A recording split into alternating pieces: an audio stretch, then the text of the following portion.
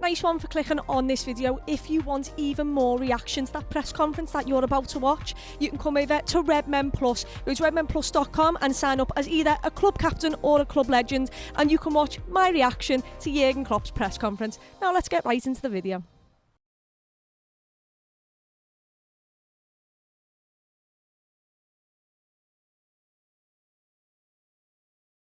Jurgen, good afternoon. Hello. Can I get your reaction to the £30,000 fine that's been imposed upon you, but no touchline ban? Are you fortunate? Do you feel it's a fair punishment?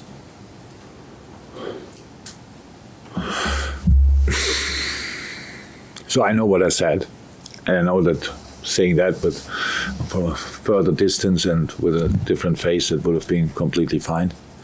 As I said, how can you not? How can you not? I know I looked at that in that moment. So I think for sure the most expensive face, not sure in the world, but at least here. And so I think it's a lot of money, but I heard it will be invested in for something good. So then that's fine. Should I have got a ban? I don't know. I never was in a situation. I never had a red card. I didn't even have a yellow card, as far as I know. So I don't know exactly about. I didn't follow other coaches who got shown a red card, what they got. So I don't know anything. There are a few this season. Jesse Marsh is one of them, who you face tomorrow. Okay, did he get a ban? You don't know. Touchline ban. He had one.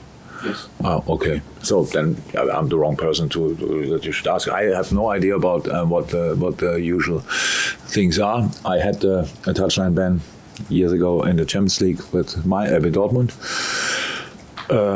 Very similar situation, but obviously the Champions League is slightly different. And yeah, that's it. I'm not happy or whatever. I'm not relieved or whatever. It's just I was waiting for the punishment, take it, and then go from there. Okay, Leeds tomorrow, another club that you face are in the bottom three this season. There's no club falling away or getting isolated at this stage.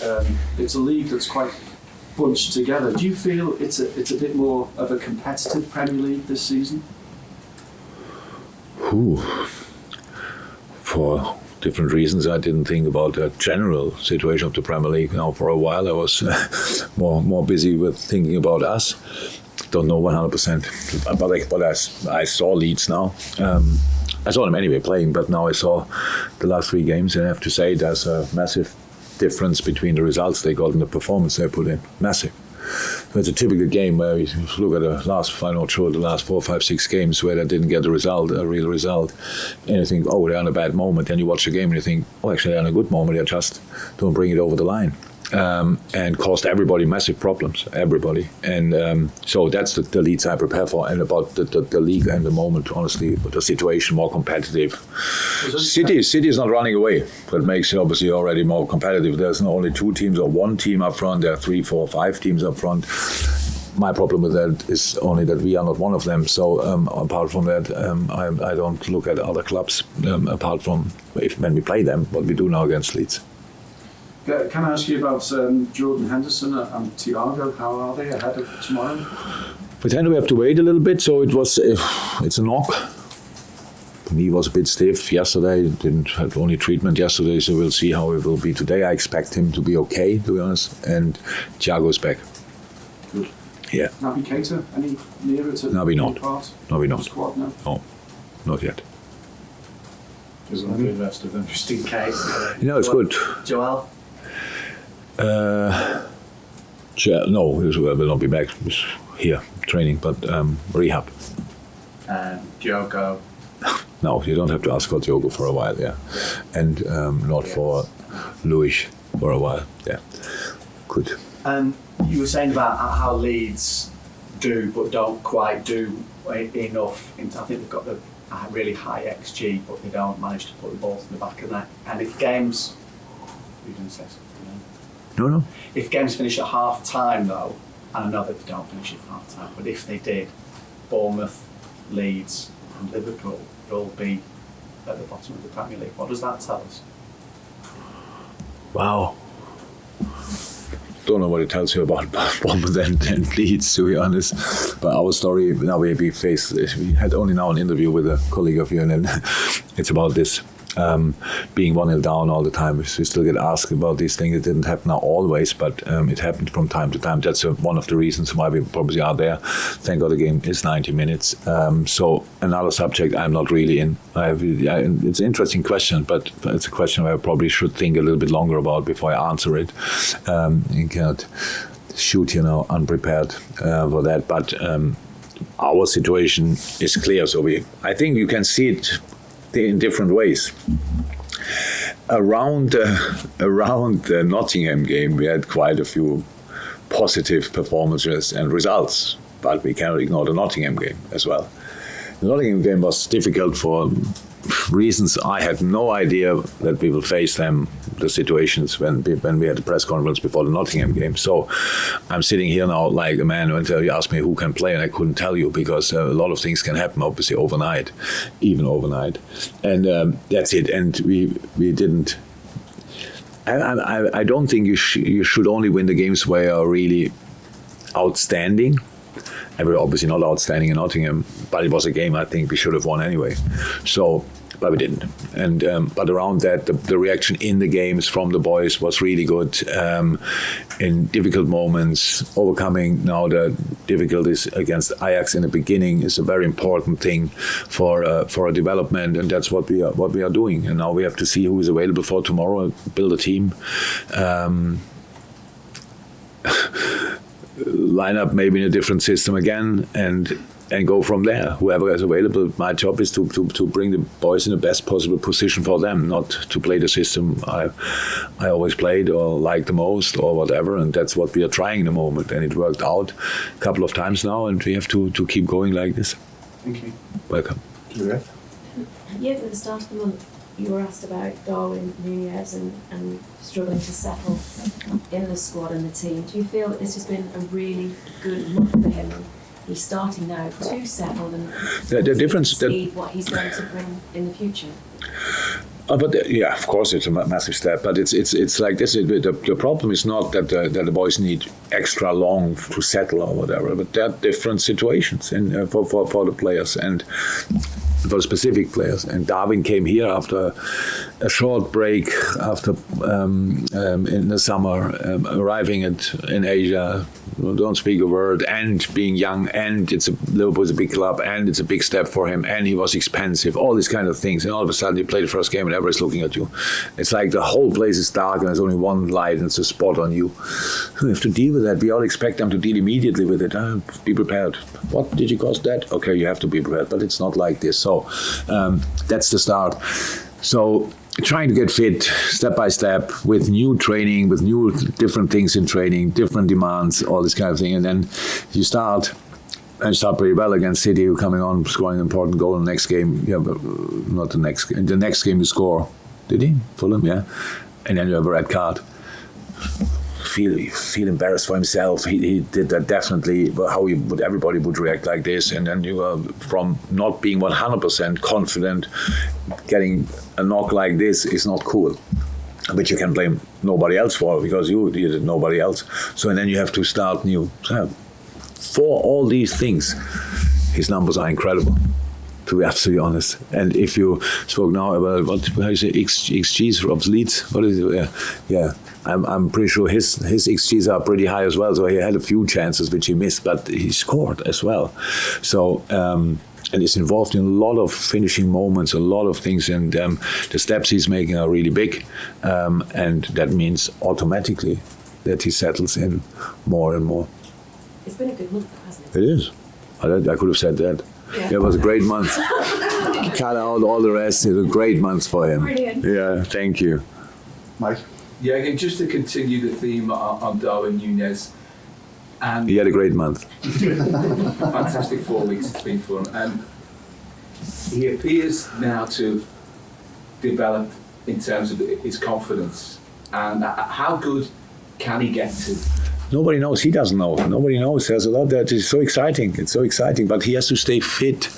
He has to be available all the time. And he wasn't against Nottingham. So that's all important in life of a professional football player. So we have to work on all different areas. And then there's the potential is incredible. It's not only speed. The attitude is really good. He really is a real worker. And again, I tell you, I know there's some people out there who think technically, not sure first touch. It's incredible that he doesn't bring it on the pitch in a moment all the time. The first touch might be here or there sometimes. It's nothing to do with technique. It's just be too late, awareness, orientation, all these kind of things. But that's all possible to develop and to learn, obviously. And that's where we are at. And it's really exciting. So, but where it could go, I have no idea. And if you look at your overall form so far this season, it hasn't been the start that you wanted, but there have been some good performances and then it's been a backward step. So how encouraged were you by the midweek victory in terms of what it will bring you confidence-wise and as another step ahead? Yeah, I think we had this conversation, or similar conversation, after all the games we won, so pretty much all won convincingly, like Bournemouth, Rangers, Ajax. The situation how we sorted the group in the end is exceptional, to be honest. We got a real knock from Napoli, team in form in the moment, and probably in world football, unbelievable what they are playing, and got a real knock. One after that, all 4 games in the group, which is not easy, and are qualified. So you can with the start we had, you cannot get more. Obviously, absolutely not possible. But can you take that confidence? We have to. It's a better feeling. And of course, I sit here, a completely different feeling. If we would have lost at Ajax, we have to play Leeds, and then we have a final against Napoli. I would feel different, I can tell you. But in the moment, it's not too important. Yes, we have to see who we can use again. The situation is it's a tough 5 games until the World Cup break.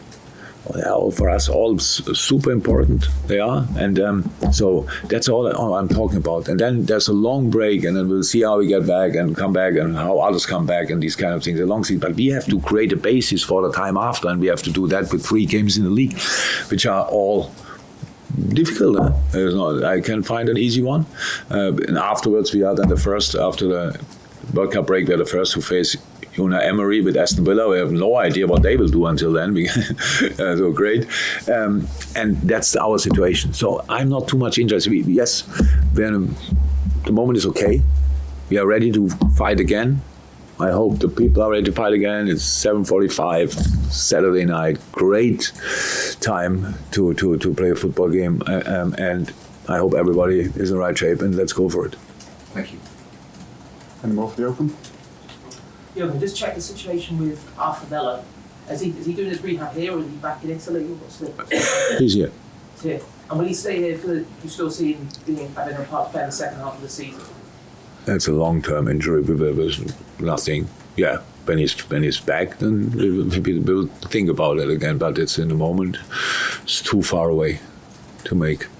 I have no idea how long it will be, but it will be long. So it's a really serious injury. There's not a situation where you cut the loan in January. There's not like a break clause in the loan. He is here for the whole season. Yeah. So that's what's happened. Fine. RBL linked off the back of a couple of good performances and having goals through his game now. Wondering how pleased you are with his development this season so far. Since Harvey is playing for us for the first team, he's incredibly consistent. So he started last year's season incredibly consistent. He was in a team and was probably a standout player early in the season. And now in a team which is not in the perfect moment, he has a really consistent season so far. So good for him and very good for us as well. So that he's now scoring as well is a thing he has to involve in his game, definitely. So this one I didn't expect with the right foot, but in general, scoring goals must be part of each offensive player on the pitch and part of the game of each offensive player, and that's what he's now slowly but surely doing as well. So yeah, really, really good what he's doing so far. On the back, last one. Can you Partey, he was an unused substitute on Wednesday after the injury. Was he ready to play then, and could he be ready for action tomorrow? Who? Yes, the game. I would say the Ajax game. I mean, we didn't have more subs, so we could take him with us. So, but he was not really ready for this game. In a very serious situation, last 5 minutes maybe. So now we have to see. He's a step closer, definitely a few days more, and he's around now and is now available. How long we will see, but he's available.